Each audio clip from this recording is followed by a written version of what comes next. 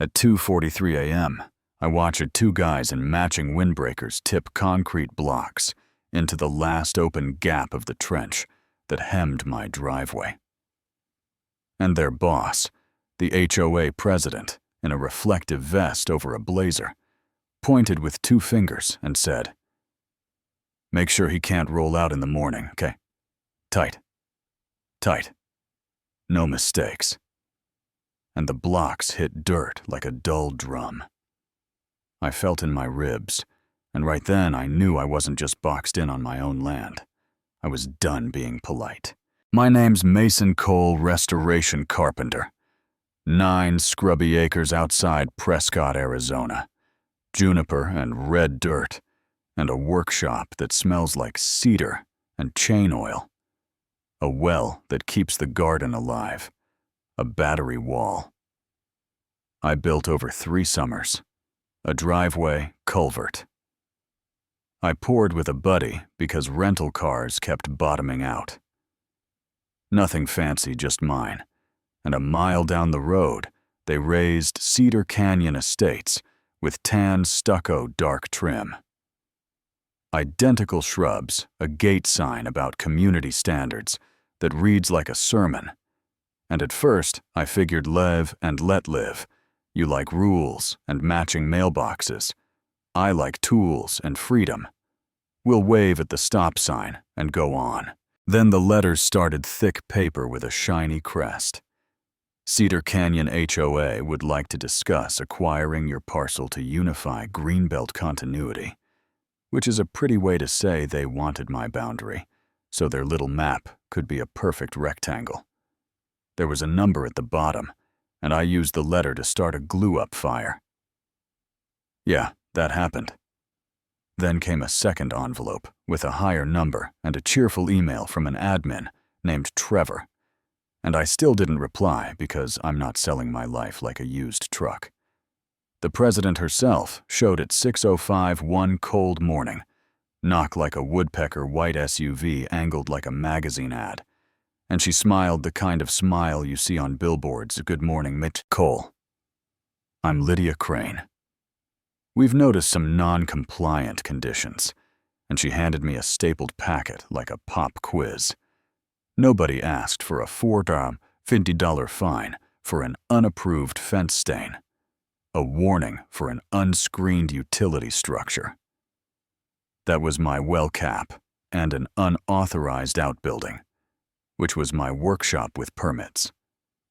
I pulled 10 years ago, and then she said, "Friendly advice if you want to avoid headaches. Chat with me about that acquisition letter." And she set her card on the packet like a stamp. Heels clicking back to the SUV, while I watched my porch swallow her perfume. I'm not a yeller. I like tape measures and dates on paper. So I called the county, pulled my permits, emailed the HOA a tidy PDF. And the next day, 2 guys in vests paced my west fence line, counting steps, sticking orange flags where no flags belonged. And when I asked what they were marking, one said, without looking up, drainage improvements, just routine. And he planted a flag 3 feet inside my line, next to a survey pin my dad set with me. When I signed the deed, you know what I mean? The kind of moment where your forearms buzz and the air changes. So I didn't argue.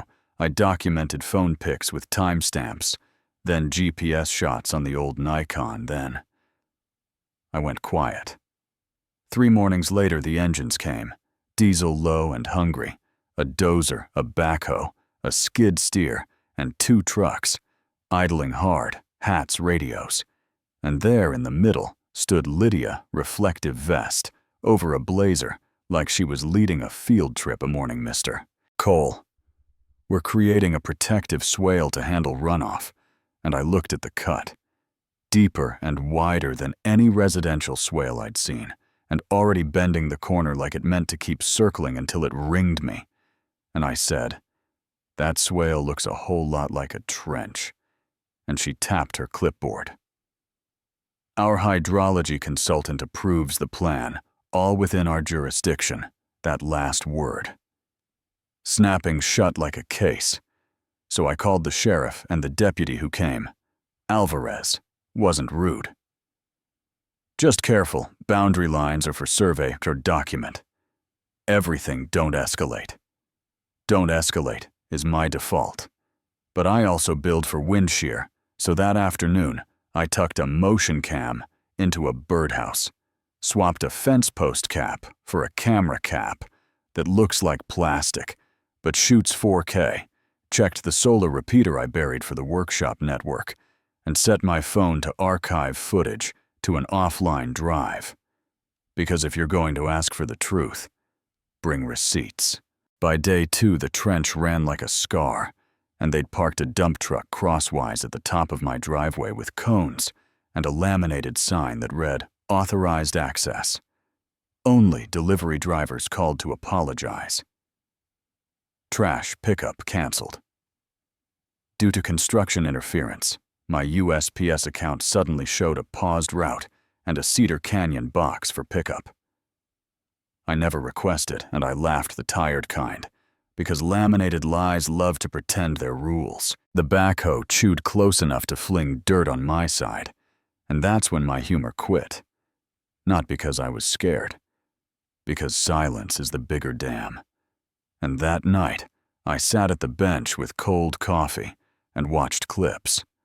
One angle showed the operator cross my line by 4 feet. The pin sat in frame, and I swung a tape to prove it. Another showed 2 HOA workers dragging flags while one said, "He'll fold in a week." But the clip I saved to a red folder, the one that made my jaw squeak, had Lydia's voice clear as a bell by my pump house path. "Keep the cut tight along his access. Do not touch the pipe. Just make sure equipment can't roll through, and I didn't punch a wall or post a rant." I labeled files, printed stills, drove to the sheriff. At the station, Deputy Briggs brought in Sergeant Alvarez, and we watched in a small room that smelled like old coffee. And when Lydia's voice played, he rubbed his jaw and said, "Interfering with essential access isn't a civil boundary dispute. We'll start a report. Contact county survey. Keep recording." And I shook his hand and took that little weight off my chest that comes from someone finally saying it out loud. Then I went public, not to be loud, but because bullies hate a crowd. A short video in a local Facebook group called Cedar Canyon. Neighborly 3 crisp clips. My name and the date, no editorial, and people reacted fast. "Wait, Mason's not even in the HOA, is this legal?" And my inbox filled a podcaster asked to use the footage. I said yes. Then Trevor emailed a cease and desist with a tight little tone. "Take down defamatory content or face further action."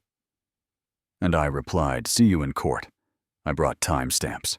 The next morning, I found orange mesh fencing zip-tied across the path to my well controls, with a plastic sign that said, "Restricted Zone." Under review, I called the water board, no permit on file. Called the health department, same answer, called a lawyer. My buddy swore by, Tara Nguyen, and she said, "They're interfering with an essential service. We'll file for an emergency restraining order this week. Do not cut their fence. Do not touch their signage." Film it, and I filmed it like I was shooting a tutorial on what not to do to your neighbor. That night, the hook I opened with, 2 men came back at 2:43 a.m. Concrete blocks clanking into the trench gap.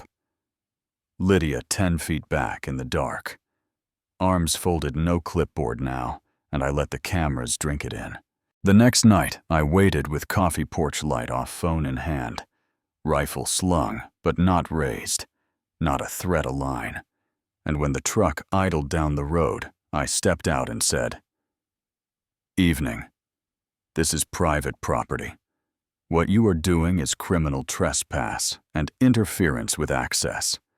Take one more step onto my side, and I will call deputies and hand them video. with your faces, your voices, your license plate, and the guy with the block set it down like it might explode.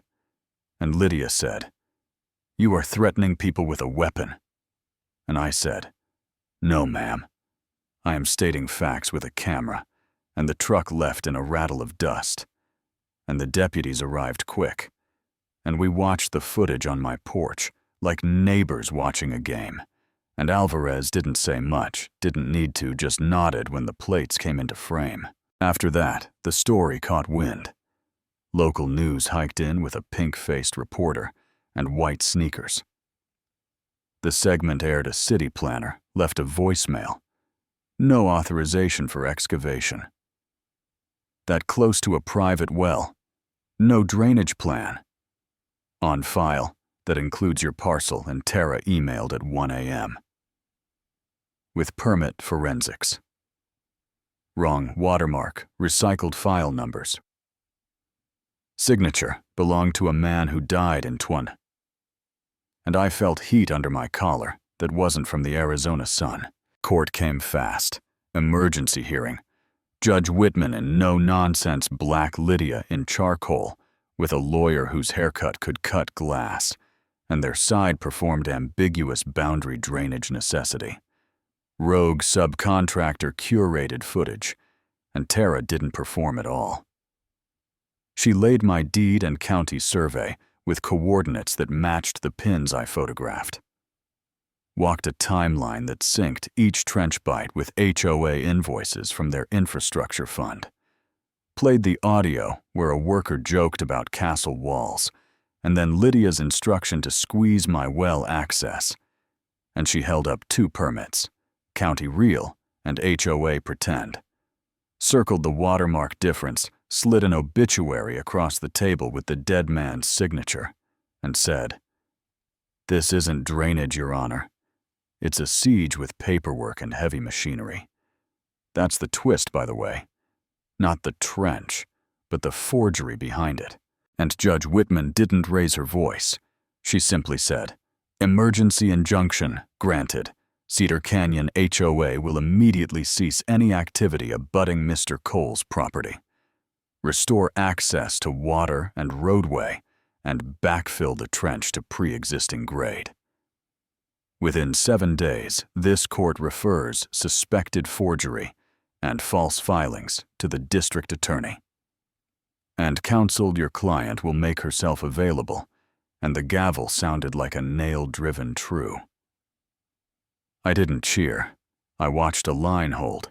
The HOA treasurer slipped past with a face I've seen on job sites. When beams don't match the plans, a board member avoided my eyes, like my gaze might write a receipt. And Alvarez met a DA investigator by the elevator and walked toward Lydia while she adjusted her sleeve, as if fabric could protect you from fact. That's where I stop. Not because life didn't keep tumbling, machines reversing. What never should have happened, dirt smoothed, access restored, but because a line deserves the dignity of being a line. So tell me, where do you draw yours? On paper in dirt in your chest? And have you seen power dress up as courtesy and call itself community? And if this was your dad or your sister, would you tell them to take the offer and smile, or stand their ground? You think a trench is ever just drainage? Drop your take in the comments.